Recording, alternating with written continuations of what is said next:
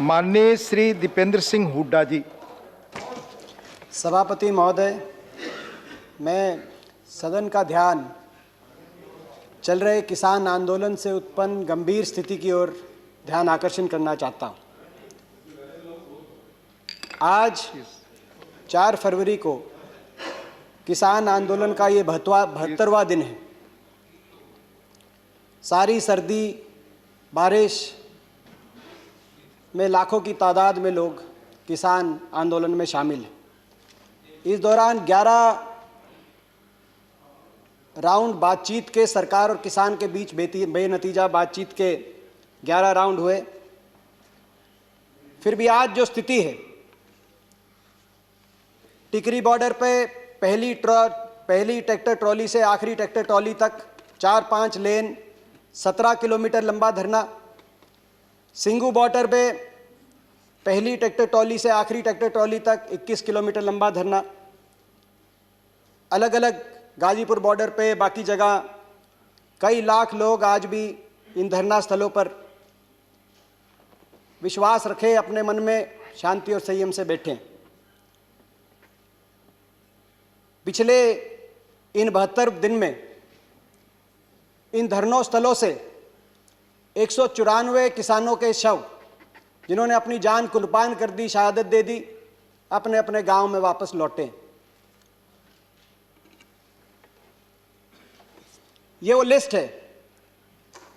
कोई पूछ रहा था कि कौन है, गांव का नाम है, परिवार का नाम है, उनका कौन सा भाई चीन की सीमा पे तैनात है, कौन सा भाई पाकिस्तान की सेना पे तैनात है, उनके नाम मैं रखना चाहता हूं। मैं इसको सभा पटल पे रखना चाहूँगा। यमुनानगर के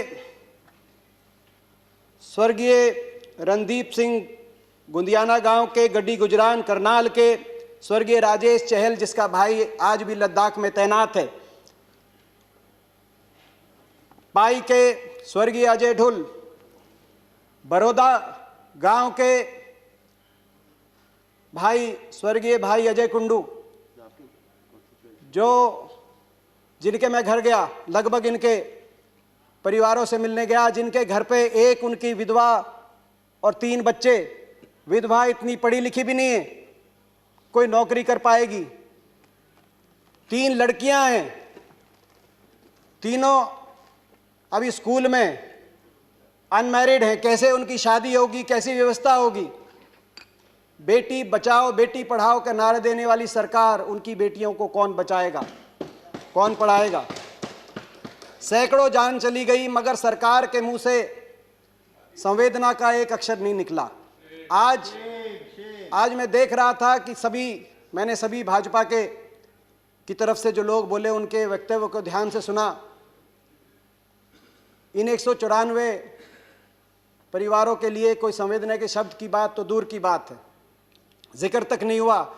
ज्योतिरादित्य सिंधिया जी बोल रहे थे, 15 साल तक मेरे साथ लोकसभा में थे। उन्होंने एक किसान का जरूर जिक्र किया 26 जनवरी को, जिसने अपनी जान गंवाई। प्रचंड बहुमत का अहंकार भी दिखाई दिया, कहा कि लोग हमारे साथ हैं।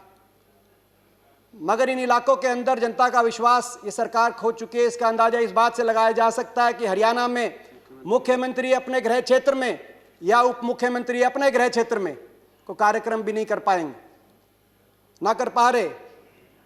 उपचुनाव के बाद उपचुनाव हरियाणा के अंदर सरकार को हार का मुंह देखना पड़ रहा है, जबकि 4 साल सरकार के बाकी हैं। जनता का विश्वास कितना इस सरकार के पास है? मैं सभापति महोदय कहना चाहता हूं, ये जो धरने टिकरी बॉर्डर पे, सिंगू बॉर्डर पे, ये मेरा गृह क्षेत्र है। मैं वहीं से आया हूं, मैं इन धरनों पे गया हूं। एक ट्रॉली के अंदर झांक के मैंने किसान से बात करी है। मैं इन घरों में गया हूं। मुझे आपका संरक्षण चाहिए। मैं सदन के बीच में सच्चाई रखना चाहता हूं, केवल सच्चाई रखना चाहता हूं। ये स्थिति में हम कैसे पहुंचे? 5 जून 2020 को कोरोना आपदा के बीच में अध्यादेश जिनकी आवश्यकता तब होती है जब इमरजेंसी सिचुएशन हो, जैसे अभी कहा डेरेक ओब्रायन जी ने। सामान्यतः सदन, दोनों हाउस, कोई भी किसी भी बिल को पास करते हैं, राष्ट्रपति जी हस्ताक्षर करते हैं और एक्ट बनता है। अध्यादेश जब राष्ट्रपति जी के हस्ताक्षर से एक्ट कानून लागू हो जाए और उसके बाद दोनों सदनों को केवल एक रबर स्टैंप की तरह उसको पारित करने के लिए प्रयोग किया गया। आंदोलन शुरू हो गया पंजाब में, 6 महीने तक आंदोलन चलता रहा। हरियाणा और पंजाब में कहीं पिपली में लाठीचार्ज हुआ तो कहीं पंजाब के एक एक टोल पे किसान बैठा, मगर उनकी सुनवाई नहीं हुई। और 6 महीने के बाद शांतिपूर्ण तरीके से वो किसान उठकर उन्होंने फैसला किया कि रामलीला ग्राउंड में जाके धरना देंगे। आज कुछ लोग पूछते हैं कि यातायात की इतनी परेशानी हो रही है, बॉर्डर्स पे बैठे हैं। ये बॉर्डर्स पे बैठने नहीं चले थे, ये रामलीला ग्राउंड वही रामलीला ग्राउंड जहां सभी राजनीतिक दलों को अधिकार है, जहां देश की सरकार के विरोध में बड़े बड़े आंदोलनों की गवाही वो रामलीला ग्राउंड देता है। जयप्रकाश नारायण आंदोलन से लेकर अन्ना आंदोलन तक वहां बैठ के धरना देने के लिए आना चाहते थे। शांति प्रिय तरीके से चले। हरियाणा की सीमा में जैसे ही आए, कोई प्रोवोकेशन नहीं था।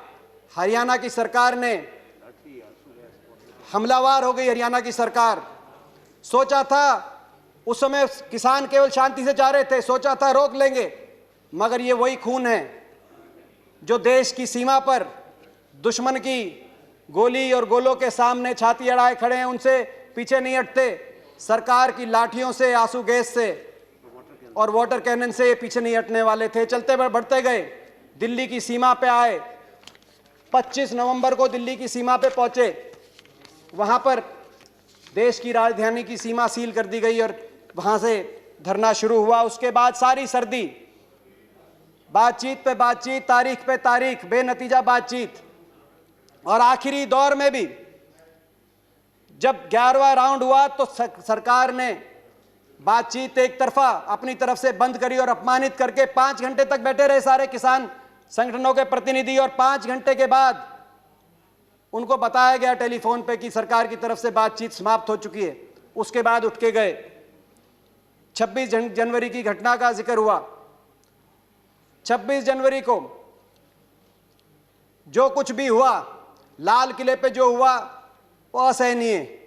कहीं कोई उपद्रव होता है, असहनीय। उसकी जांच भी होनी चाहिए, जो दोषी भी हों उनके खिलाफ कड़ी से कड़ी कार्रवाई भी होनी चाहिए। लेकिन न्याय का तकाजा है, दोषी तो बचे नहीं मगर निर्दोष फंसे नहीं। यह व्यवस्था है न्याय की हमारे देश में। 26 जनवरी की जब घटना आई तो इस घटना की निंदा सारे किसान संगठनों ने करी।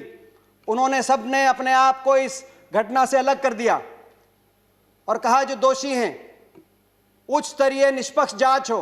तरह तरह के लोगों के नाम सामने आ रहे हैं। कई लोग कुछ राजनीतिक दल से संबंधित भी हैं, कई लोग कईयों के इलेक्शन एजेंट भी रहे हैं, मगर मैं आज उस विषय में नहीं जाना चाहता। उनके नाम सामने आ रहे हैं, सारे तथ्य सामने आए, दोषियों के खिलाफ सजा हो। सारे किसान संगठनों ने कहा उनकी बात पे यकीन किया जाना चाहिए। इसीलिए किया जाना चाहिए कि ये 2.5 महीने से बैठे, मेरे इलाके में बैठे, मेरे गृह क्षेत्र में बैठे। 2.5 महीने में पुलिस के थानों से आप पता करा लिए सभापति महोदय, लाखों की तादाद में बैठे हैं। किसी को तंग करने की बात तो दूर है, किसी की तरफ हिंसा की बात तो दूर है। किसी एक रेडी वाले से एक मूंगफली और एक केला भी अगर किसी ने छीना हो, इन किसानों ने किया हो, एक कंप्लेंट पुलिस में आई हो, या 26 जनवरी को भी किसी दिल्ली के थाने में एक कोई दुकानदार, एक कोई रेडी वाला पहुंचा हो कि ये मूंगफली भी ली है किसी ने, वहां जाके आप पता करिए। लोग कहेंगे कि किसान ने अपना भी हमारे साथ, अपने साथ साथ हमारा भी भोजन का इंतजाम यहाँ पे जहाँ पे बैठे हैं उन्होंने किया है। इनकी बात पे इसीलिए भी यकीन किया जाना चाहिए कि इन धरनों से 200 लाशें, लगभग 194 लाशें जब वापस गई, आदमी विचलित हो जाता है, उत्तेजित हो जाता है। गुलाम नबी आजाद साहब ने बड़े बड़े किसान आंदोलनों की याद दिलाई इस सदन को और कहा कि हर आंदोलन में सरकार झुकी थी, चाहे ब्रिटानिया सरकार हो या आजाद भारत की सरकार। और यह आंदोलन इसलिए अलग है क्योंकि सरकार झुक नहीं रही। एक और वजह से आंदोलन अलग है, चाहे वो पगड़ी समाल जट्टा आंदोलन हो 1905 का, चाहे वो चंपारण सत्याग्रह हो, चाहे वो बरदौली का आंदोलन हो गुजरात का। किसी आंदोलन में इतने किसानों ने अपनी जान कुर्बान नहीं करी जितने इस आंदोलन में किसान कर। मगर ये विचलित नहीं हुए, लाशें इन धरनों से अपने अपने गांव में जाती रही। विचलित नहीं हुए, शांति से संयम से बैठे रहे। इनकी नीयत का अंदाजा उससे लगाना चाहिए देश को। न्याय का तकाजा था, दोषी बचे नहीं और निर्दोष फंसे नहीं। लेकिन क्या हुआ इस घटना के बाद? इस घटना के बाद निर्दोष लोगों पर को निशाना बनाया गया। झूठे मुकदमे किसान पर, पत्रकारों पर। किसान आंदोलन को बदनाम करने के लिए मीडिया का एक तबका, साजिशें और षड्यंत्र बड़े बड़े रचे जाने लगे। किसान की आवाज को कुचलने के लिए प्रचार तंत्र हमलावर हो गया, प्रचार तंत्र झोंक दिया गया। प्रजातंत्र नहीं, प्रचार तंत्र। आज ये प्रजातंत्र नहीं है, प्रचार तंत्र है। प्रचार से, प्रचार के लिए, प्रचार द्वारा प्रचार तंत्र। देशद्रोही बताया गया जो इन धरनों में बैठे हैं, देशद्रोही बताया गया। कहा कि आतंकवादी हैं, चीन पाकिस्तान से फंडेड हैं, गद्दार हैं। मैं पूछना चाहता हूं, जो बाप यहां बैठा है जिसको गद्दार बताया जा रहा है, देशद्रोही बताया जा रहा है, उसका बेटा चीन की सीमा पे तैनात है। अगर वो गद्दार है तो वो उसका बेटा क्या है? मैं सदन से पूछना चाहता हूं। मैं माननीय रक्षा मंत्री से पूछना चाहता हूं, ये जो दिल्ली के आसपास का इलाका है, हरियाणा, पंजाब, पश्चिमी उत्तर प्रदेश, राजस्थान, जय जवान जय किसान को चरितार्थ करती हुई भूमि, मुझे गर्व है। मैं इस भूमि का एक बेटा हूं, मैं किसान का बेटा हूं। ये भूमि, ये वही भूमि है। मैं केवल हरियाणा की बात करूं, हर 10वां सैनिक फौज का आज भी हरियाणा से। 20% हमारे खाद्य भंडार, आज हरियाणा का किसान मेहनत करके 20% खाद्य भंडार काम करता है। देश के लिए 40% मेडल, चाहे ओलंपिक हो, कॉमनवेल्थ हो, एशियाई खेलों में हरियाणा के खिलाड़ी लाने का काम करते हैं। जब ओलंपिक में और एशियाई खेलों में उस किसान का बेटा देश का झंडा ऊंचा करे, उस किसान का बेटा जब सीमाओं से तिरंगे में लिपट के शहादत देकर वापस आए, आज उस किसान को तिरंगे के ऊपर उपदेश दिए जा रहे हैं। मैं पूछना चाहता हूं, उससे ज्यादा कौन देशभक्त हो सकता है? मैं पिछले हफ्ते बताऊं, मैं अपने इलाके की बताना चाहता हूं, इस इलाके के बारे में।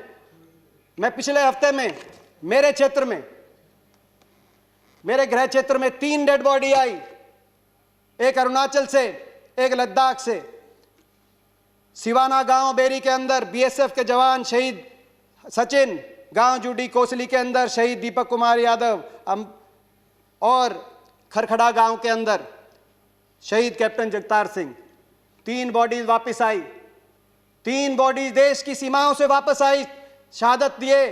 और 1 दर्जन किसानों की, उनके परिजनों की डेड बॉडी दिल्ली की सीमाओं से उन्हीं गांव में वापस गई। मगर दुर्भाग्य ये है, उसी जवान को, उस जवान और उस किसान को आमने सामने खड़ा कर दिया गया है। उनके बीच में कंक्रीट की दीवार और कीलें लगा दी गई हैं। मैं कहना चाहता हूं सरकार से, दिल्ली की सीमा पर लगी हुई ये कीलें लोकतांत्रिक मूल्यों के ताबूत में सियासत की कीलों के रूप में आपने लगाई हैं। मगर ये भी मैं बोलना चाहता हूं आपसे, हृदय से बोलना चाहता हूं, लाठी तंत्र कभी लोकतंत्र को नहीं हरा सकता। देश का अन्नदाता कभी धनाढ्य और उद्योगपतियों का गुलाम नहीं बन सकता। इन नफरत की कीलों को किसान, इन नफरत के कीलों को जो उगाया है सरकार ने, नफरत की कीलों की जो खेती की है, इसकी भी कटाई किसान अपने प्यार की दराती से करना जानता है। इस सब के बाद भी सच आएगा। सच में ताकत है, सच आएगा। इंटरनेट, आज मेरे पूरे इलाके के अंदर इंटरनेट बंद है।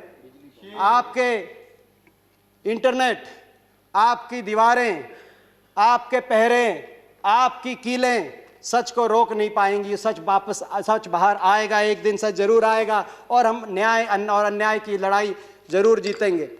एक आशा जगी थी प्रधानमंत्री, 3-4 दिन पहले एक बात आई प्रधानमंत्री जी की तरफ से कि मैं दूर नहीं हूं, एक टेलीफोन कॉल, मैं बहुत नजदीक हूं, एक टेलीफोन कॉल की इंतजार है। आशा कुछ जगी थी। मगर मैं पूछना चाहता हूं, उसके बाद 4-5 दिन से हुआ विपरीत। जैसे ही प्रधानमंत्री जी ने ये कहा, अगले दिन सीमेंट की मोटी मोटी दीवारें, 15-15 बैरिकेड लेयर की बैरिकेडिंग, हजारों की तादाद में हथियारों से लैस पुलिस बल, और यहाँ तक कि इंटरनेट, मेट्रो, बिजली, पानी और शौचालय की जो टेम्परेरी टॉयलेट लगे हुए थे वो फैसिलिटी भी वहाँ से अगले दो प्रधानमंत्री जी के बाद के तुरंत बाद हटा दी गई। शौचालय, स्वच्छ भारत का नारा देने वाली सरकार, जहाँ इन धरनों से लाखों किसान जहाँ डटे हुए हैं, वहाँ से शौचालय को भी हटवाने का काम कर रही है। दुश्मन की फौज को भी सरेंडर कराते हैं, वहाँ भी पानी का और शौचालय का इंतजाम कराते हैं। मैं पूछना चाहता हूँ, ये कौन है? प्रधानमंत्री जी तो कह रहे हैं कि हम किसान के नज़दीक है, बाय एक फ़ोन कॉल दूर हैं। मैं पूछना चाहता हूँ, कौन है जो मगर प्रधानमंत्री जी और किसान के बीच में दूरियां पैदा कर रहा है पिछले 3-4 दिन में? ये किसान देश की राजगद्दी पे कब्जा करने नहीं आए। ये किसान क्या मांग रहे हैं? ये केवल ये मांग कह रहे हैं कि जो सरकार ने दिया है उसको भी लौटाना हम चाहते हैं। जो जिस हाल में हम थे, जो हमारे पास बचा था, उनको इन 3 कानूनों के माध्यम से ना छीनो, केवल ये गुहार करने आए हैं। किसान आखिर आपसे क्या मांग रहा है? एमएसपी को बचाने की और उसको मजबूत करने की लड़ाई किसान लड़ रहा है। वही एमएसपी जो संविधान सभा में 1948 में सबसे पहले मेरे स्वर्गीय दादाजी चौधरी रणबीर सिंह जी ने जिसकी मांग करी थी कि किसान को न्यूनतम समर्थन मूल्य उसकी फसल पे देना पड़ेगा, किसान को बचाना है, तो उस एमएसपी को मजबूत करने, उस एमएसपी को बचाने के लिए किसान लड़ाई लड़ रहा है। उस एपीएमसी और उस मंडी व्यवस्था को बचाने के लिए किसान लड़ रहा है जो चौधरी छोटू राम ने 1938 में जॉइंट पंजाब, पेशावर से पंजाब तक, पेशावर से पलवल तक जब एक राज्य था, उस समय जब मंडी व्यवस्था बनी थी, उस मंडी व्यवस्था को मजबूत करने के लिए किसान लड़ाई लड़ रहा है। उस उपभोक्ता को बचाने के भी लिए लड़ाई लड़ रहा है जो एसेंशियल कमोडिटी एक्ट से जो भंडारण, असीमित भंडारण। माननीय दीपेंद्र जी कंक्लूड करिए, आपका समय हो गया। ऑलरेडी समय अधिक हो गया। हाँ, समय अधिक हो गया। तो उस उपभोक्ता को बचाने के लिए भी लड़ाई लड़ रहा है। जो उपभोक्ता, जो असीमित भंडारण, जमाखोरी की छूट के बाद किसान कह रहा है कि मुझसे अगर आप सस्ते में खरीद कर उसको भंडारण करके और उपभोक्ता को बहुत महंगे में बेचेंगे तो जो मुनाफाखोरी होगी उससे उपभोक्ता को भी बचाना है। उस उपभोक्ता के लिए भी किसान लड़ाई लड़ रहा है। किसान ये लड़ाई लड़ रहा है। आज किसान इनके साथ साथ अपने स्वाभिमान, अपने आत्मसम्मान की भी लड़ाई लड़ रहा है। मैं सदन के माध्यम से इस सरकार से एक किसान के बेटे होने के नाते हाथ जोड़ के मैं कहना चाहता हूं, स्थिति की गंभीरता समझें। अपनी प्रजा की बात मानने से कोई शासक छोटा नहीं होता। अपनी प्रजा की बात मानने से कोई सरकार, किसी सरकार की हार नहीं होती। किसान की बात समझे, किसान के इन 3 कानूनों को वापस ले सरकार। किसान के ऊपर झूठे मुकदमे जो बने, उन मुकदमों को सरकार वापस ले और बड़ा दिल दिखाए। मैं कंक्लूड करता हूं अभी। उन मुकदमों को भी वापस ले, सरकार बड़ा दिल दिखाए। सरकार को बड़ा दिल दिखाना पड़ेगा ताकि देशभक्त किसान के दिल में कोई अविश्वास पैदा ना हो, कोई अविश्वास पैदा होने की गुंजाइश ना हो। मैं इसके साथ साथ ये भी कहना चाहता हूं, जिस तरीके से इस आंदोलन को बदनाम करने के रंग दिए गए, मैं एक उदाहरण देके प्लीज एक उदाहरण देके मैं अपनी बात खत्म कर रहा हूं। मेरी पार्टी का टाइम, एक उदाहरण देके अपनी बात खत्म कर रहा हूं। एक अखबार में, आज एक अखबार में बात छपी, दैनिक भास्कर अखबार में। अंदाजा लगाएं आप कि कौन बैठे हैं। मुझसे पूछा गया अभी कि कौन बैठे हैं यहां पर। कहा गया बीजेपी की तरफ से। फिक्र, बड़ौदा के 78 साल के पति का हाल जानने आंदोलन में पहुंची रामरती। 54 दिन के बाद पति को देखकर छलके आंसू। बोली, बालका के बाबू तू ठीक से? 54 दिन। मैं सरकार को कहना चाहता हूं, किसानों की बात माने हाथ जोड़कर, और आत्ममंथन भी करे सरकार। यह आत्ममंथन का भी समय है सरकार का। आप आत्मनिर्भर की बात कर रहे हैं। अभी बोल रहे थे कि भाई किसान के लिए क्या किया। ये वही किसान है आजादी के समय 30 करोड़ का पेट पालने के लिए बाहर से आपको लाना पड़ता था ना, आज 135 करोड़ देश का पेट पालने का काम। सभापति मुझे आखिरी वाक्य, 135 करोड़ देश का पेट पालने का काम सरकार ये किसान करते हैं और फिर भी एक्सपोर्ट की गुंजाइश रखते हैं। आत्मनिर्भर इन्होंने बनाया है। आत्मनिर्भर बनाने की आप बात करते हो, मैं चेतावनी देके आपको अपनी बात समाप्त करता हूं। आत्ममुग्ध सरकारें, भूपेंद्र जी आप तो हिंदी के ज्ञाता हैं, आत्ममुग्ध सरकारें आत्मनिर्भर भारत का निर्माण नहीं कर सकती है, चेतावनी मैं देना चाहता हूं। और एक वाक्य के साथ अपनी बात खत्म करता हूं। जय जय जवान, जय किसान, जय हिंदुस्तान। धन्यवाद दीपेंद्र जी।